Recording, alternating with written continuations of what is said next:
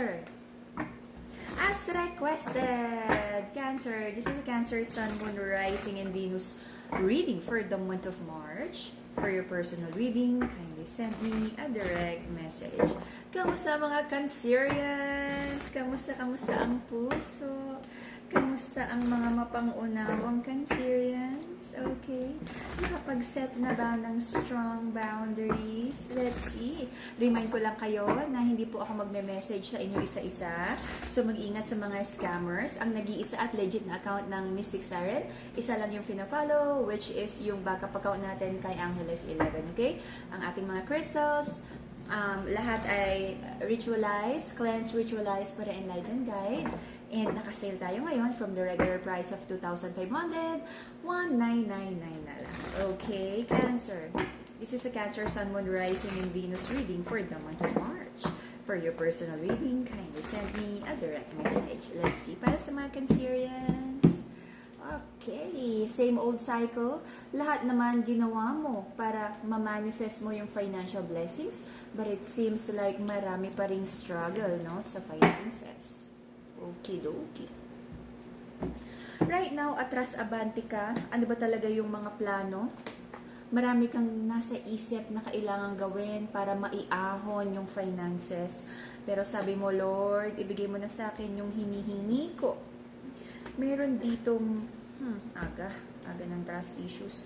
Maraming bagay na tinanggap about this connection. You try to find the balance and harmony sa situation. Okay? Doing what's right with the judgment card in the pride.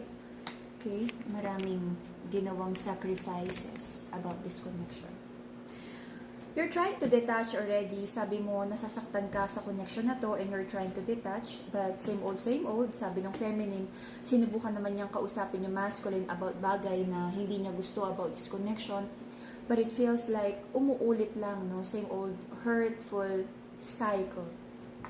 Marami kino-consider dito. For some of you, may mga anak because justice is like kasal energy, sun card, bata. Maaring may kino-consider kayo na bata kaya nag-i-stay kayo together. But alam nyong dalawa na hindi ito ang wish fulfillment nyo para sa isa't isa. Hindi ito yung ideal situation na gusto nyong na nandun kayo. Okay? For some of you, meron kayong mga pinanghahawakang pangako na masaya, na parang nandun pa rin yung wishful thinking na baka naman to pa rin in the next month, in the next year, in the next decade, di ba? Na matupad pa rin yung pangako ng person mo sa'yo. Kasi nandito pa rin naman, no, nagbibigay pa rin naman yung person mo sa'yo, but it feels like hindi enough. Minsan you feel like parang nanglilimos. Nanglilimos ka ng atensyon na parang date naman tayo, usap naman tayo, bigyan mo naman ako ng time. Bigyan naman ng time ang relationship na to. And nagkaroon ng paulit-ulit na reconnection, trying to make things work out, trying to fix things, but it feels like yung mga reconnection na yan, hindi naman meant talaga, na parang shallow, okay, pati na. Kasi hindi naman nagfo-follow through yung actions. Kapag nag-sorry, sorry lang, pero hindi naman naitatama ang mga, yung mga dapat ayusin sa sitwasyon. Very hopeful ang mga Aquarians na maaaring magkaroon pa rin ng good outcome ang relationship na to, always trying to avoid conflict, at sabi mo, maghihintay ka. Ay, pag-ibig nga naman. So, Cancerians, you feel defeated about this connection, maraming naging betrayal, mga broken promises. Kaya right now, meron kang energy of marami kang doubts about this connection. Totoo pa ba? Totoo pa rin ba niya? Committed ba siya sa'yo? Okay, every time na lang, you're trying to heal from the situation na sabi mo, matatapos pa ba tong adjustment period na to? Parang ang tagal na, long overdue na, hindi ba dapat kilala nyo na yung isa't isa? Okay? May nakikita din ako ditong trust issues na iniisip ng feminine, may iba bang ine-entertain ang kanyang masculine? Okay? I'm using the masculine and feminine energy kasi may nagtatanong sa inyo na parang paano pag same sex, okay? So the masculine energy is the dominant, the action taker. The feminine would be the softer energy, okay? The receiver energy. So, take it how it resonates, okay? Kasi may nagtatanong pa, paano pag parehong lalaki, paano pag parehong babae, okay? Take it how it resonates. So, minsan naman, sa heterosexual relationship, mas dominant yung babae. Take it how it resonates, okay? So, there's an energy here of talagang nagkaroon ng issue sa finances, sa financial stability. And I feel dahil nagkaroon ng mga misunderstanding sa connection na to, pati yung trabaho, yung productivity, naapektuhan na. Okay? Alam mo, unti-unti, may energy dito na parang nafo-fall out of love na kayo sa isa't isa na hindi nyo na pag-uusapan. Okay? Papaabutin mo na lang ba, Cancerian, dahil nahirapan ka na mag-address lagi ng issue? Hinihintay mo na lang ba talaga na magising ka na lang na wala ka ng pake, na hindi mo na siya mahal? Parang ganun yung gusto mo na lang mangyari. Okay? Recent past, there's an energy of masculine na minsan nahihirapan siya really to meet the feminine halfway. Ano ba daw talaga yung mga sacrifices na kailangan niyang gawin. But since ito yung energy, sabi ng masculine, okay lang pag inakap-akap ko yan. Kapag nag-sorry ako, tas nilibre ko ng burger yan. Wala na yan. Panis. Okay. Reconciliation. So, nawiwili yung energy ng masculine na alam niyang ligawan, bulahin yung feminine na andyan lang naman lagi si feminine. Sa sobrang nagkaroon na ng pattern yung feminine na lagi siya yung nag-a-adjust at nagbibigay. Okay? Sabi ng masculine, alam na niya yan. Sus, tinotoyo lang yung feminine na yan. Maya-maya yan, okay na yan. So, merong prayers and manifestation sa mga Cancerians na sana magkaroon na ng stability ang connection na to, magkaroon na ng happiness, future plans, because lagi na lang, sabi ng mga Cancerians, puro na lang betrayal, backstabbing energy, but still, ang loving Cancerians, very hopeful na magkakaroon ng magandang outcome ang betrayal na to. Wow!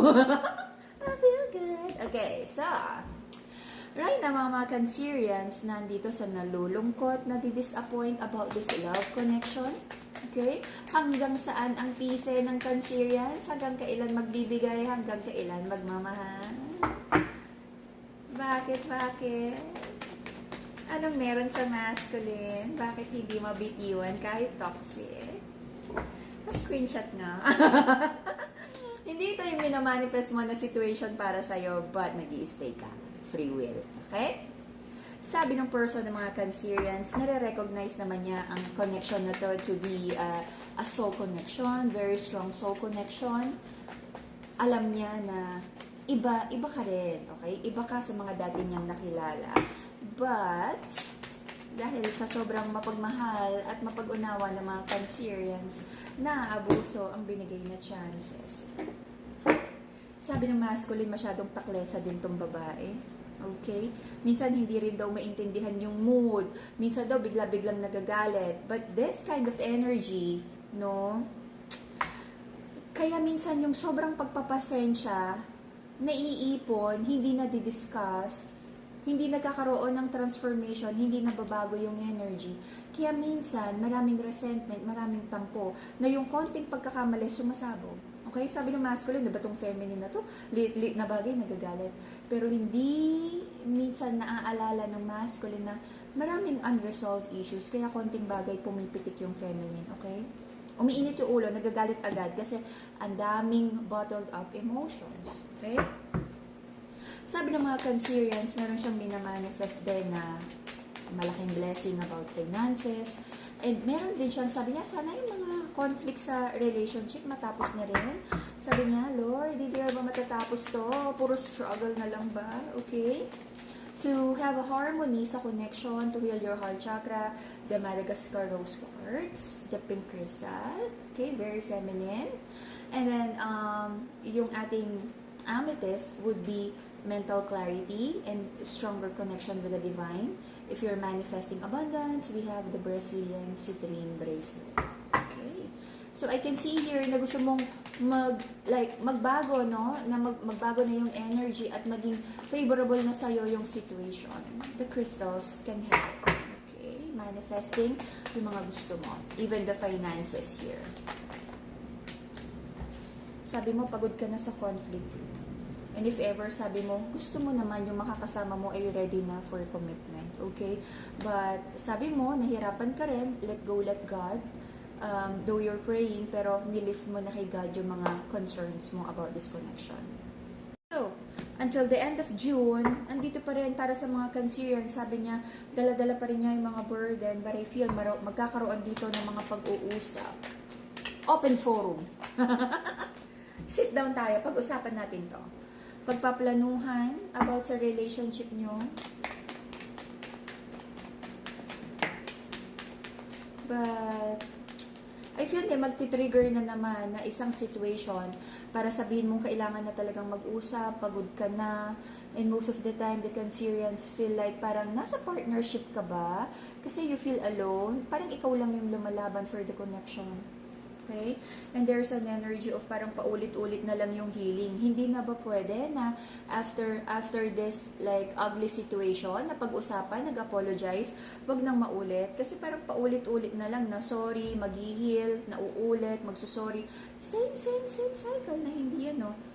May energy ng dishonesty. And you might feel defeated na naman na sabi mo na nga ba hindi pa rin ready magbago. Sabi mo na nga ba hindi na naman ready to keep the promises. Okay? But kung ganito, Cancerians, yung energy mo at ng person mo, you and your person, maybe it's time for you to decide to set a strong boundary. Ano ba talaga yung kaya mo? Kasi very comfortable yung person mo na kahit hindi siya magbago, nandyan ka lang. So, free will. Choice is yours. Kaya pa ba? Hanggang kailan? Kasi parang hindi natatauhan yung person mo kasi very confident siya na hindi mo siya kayang iwanan kahit hindi siya magbago. Diba? Kasi lagi ka na lang daw nagpapabola-bola, siopaw, asado. So, yan. Para sa mga crystals, regular price of 2,500. Sale price natin hanggang end of March would be 199 na lang. PM lang para sa mga crystals. Lahat ng crystals natin, high quality, blessed, cleansed, and ritualized by the light and guide. Okay? For your personal reading, send me a direct message. Okay?